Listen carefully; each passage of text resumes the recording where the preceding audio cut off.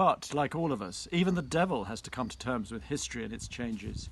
Owing to the progress of science and technology, the ground shifted beneath his feet, and before long he had to accept modernity, or rather, resign himself to not being up to the sudden changes in our century.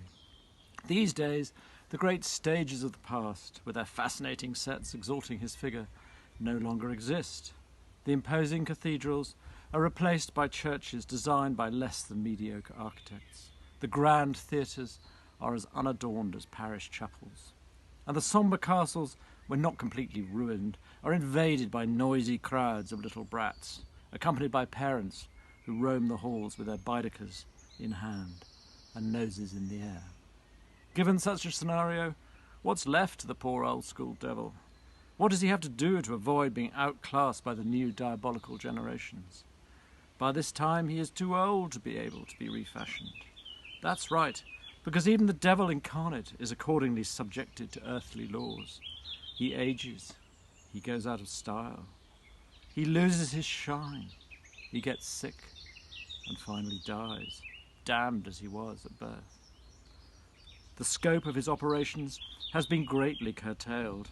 His magic tricks are now outmoded. The world of so-called spiritual power is out of his reach, as is that of financial power, which is now the prerogative of corrupt politics.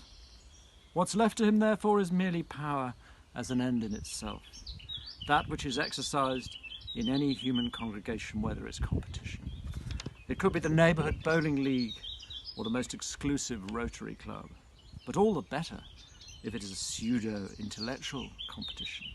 Consequently, the ideal place is a literary society, not because literature is the last locus of knowledge that still attributes him a certain credibility, but also because it is the place where vainglory, fueled by envy, grows immoderately, where even the most banal thoughts, as long as they are printed in type, are accepted as absolute truth.